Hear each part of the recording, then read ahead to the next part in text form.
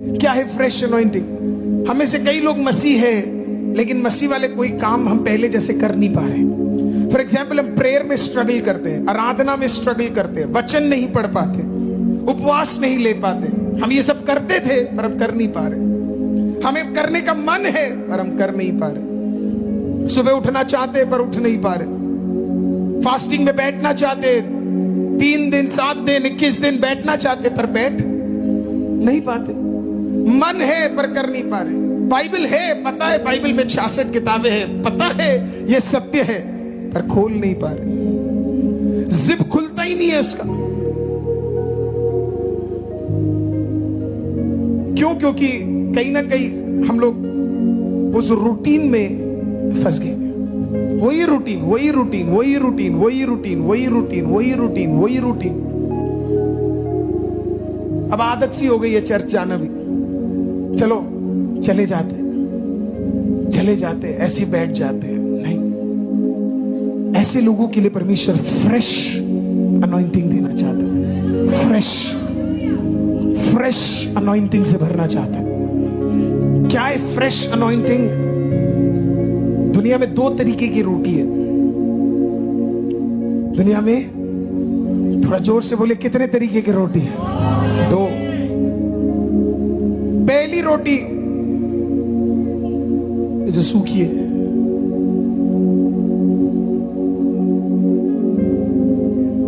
उसे कहते हैं कोलेस्ट्रॉल रोटी।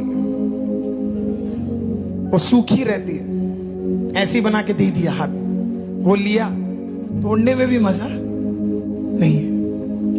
फिर एक दूसरी रोटी है, ओहो, वो दूसरी रोटी को हम कहते हैं घी वाली रोटी।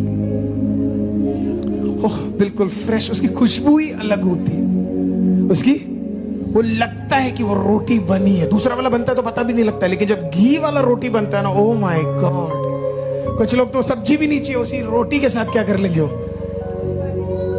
खुशी खुशी कर लेंगे। सुगंध है उस रोटी में, सॉफ्ट है वो रोटी, फ्रेश हो जाता है वो, मजा आता है वो खाने में। ऐसे ही अनॉइंटिंग भी। हालेलुया। आप दूर से आओगे, लोगों को पता लग जाएगा कि अभिषेक आया है करके। आप दूर से आओगे, सबको पता लगेगा कि अभिषेक वाला व्यक्ति बात कर रहा है, अभिषेक वाला व्यक्ति कार्य कर रहा है, पहले ही पता लग जाएगा। फिर एक तीसरी रोटी है, उसे मैं कहता हूं पंजाबी रोटी।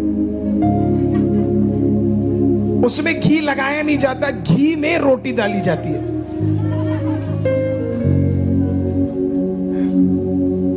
वो जब ऐसे उठाते हैं ना,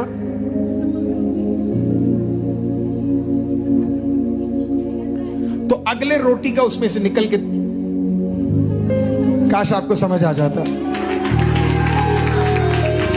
उस रोटी की एक खासियत है, उसके नीचे जो होगा ना, वो ऑलरेडी सॉफ्ट बन जाएगा, क्योंकि उसमें से जो निकल रहा है ना, वो बाकियों को क्या करेगा, अपने आप वो सही कर। आपको समझ भी आया मैंने क्या कहा? मैंने कहा आपको परमेश्वर इतने अभिषेक से भरने जा रहा है कि आपका अनॉइंटिंग, हालेलुया, आपके परिवार के अंदर फ्लो करने जा रहा है। हालेलुया, आपके काम में फ्लो करने जा रहा है, आपके व्यक्तियों में फ्लो करने जा रहा है, आपके सेवकाई में फ्लो करने जा रहा है। It will flow. आमीन। वो दिया तो सिर्फ आपके ऊपर था, लेकिन आप इतना सरेंडर्ड हो, पहला पॉइंट, इतने सरेंडर्ड हो, वो ओवरफ्लो हो रहा है। हालेलुया। कैसे दिखाऊं आपको मैं? कितने लोग घर में खाना बनाते? हे, उधर वो क्या हुआ? आपको नहीं बनाते आप लोग? पश्चाताप करो, बनाओ भाई। इधर वाले, हेलो, खाना बनाते हो, कुछ तो बनाओ, कुछ तो चेंज आए। हालेलुया। मुझे पता है वहां गर्मी है, अगले हफ्ते आओगे ठंड मिलेगा वहां पे। हालेलुया। पर आजा। एक और है अभिषेक का। John, can you come and hold this please? आपने देखा है वो खाना कितने लोग बनाते? बोला था वो बहनें और भाई जितने भी। अच्छा ठीक है, कितने लोग गोल चपाती बना लेते? ओह माय गॉड, जबरदस्त लोग हो आप लोग। मैं तो बड़ा कोशिश करता हूं, गोल के अलावा बाकी सब बन जाता है। पर किसने कहा रोटी गोली होनी चाहिए, है ना? अब जितनों ने ये किया है बताना, ठीक है? एक में घी लगाया,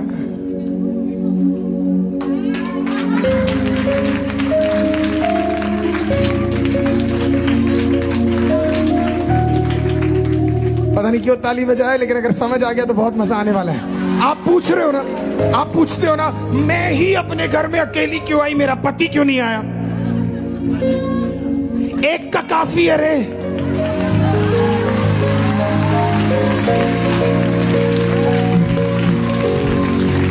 तेरे ऊपर जो दिया है उससे खुदा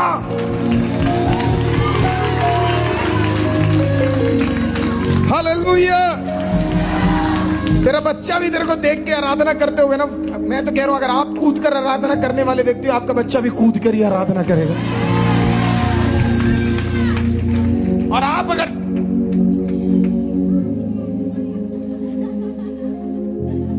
कुछ लोगों की आराधना देखकर मेरे प्रार्थना यही है, तू डेड बॉडी है, डेड बॉडी बना रहे। जो सही आराधना नहीं कर पाते उनका खुदा डेड बॉडी होगा, अपना खुदा डेड बॉडी नहीं है। बाइबल कहती है उसकी आंखें वो देख सकता है, उसका हाथ है वो स्पर्श कर सकता है, हालेलुया। उसका मुंह है वो बोल सकता है, उसके पैर है वो तेरे परिस्थिति में उतर सकता है, राइट? तो परमेश्वर ने जो आपको अभिषेक दिया हुआ है ना, वो इसके लिए दिया क्योंकि ये रब करेगा आप पे। आप देख लेना, अगर एक व्यक्ति एक घर पे अभिषेक में आ जाए, या तो उसका पति पत्नी बेटा कोई ना कोई तो बदल जाएगा, कोई ना कोई तो आ ही जाएगा। अगर वो व्यक्ति खरा है, वचन में चलता है, तो ऑटोमेटिकली हर व्यक्ति उसके अंदर भरता ही चला जाएगा, बढ़ता ही चला जाएगा, टच होता ही चला जाएगा।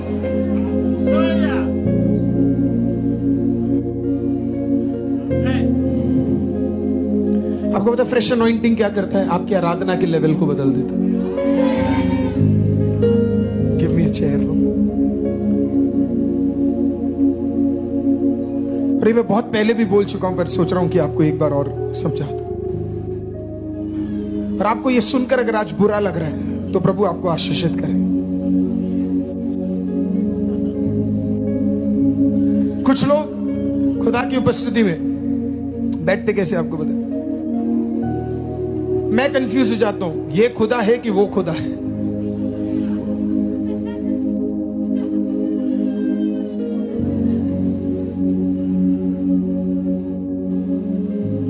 यहां पे घुटनों तक नहीं है, कमर तक भी नहीं है। वो चिल्ला रहा है बेचारा जो स्टेज में खड़ा है, अगल बगल के लोग, उसके अगल बगल के लोग भी चिल्ला, घुटनों तक नहीं है, कमर तक भी नहीं है। और ये घुटनों तक नहीं है, कमर तक भी नहीं है,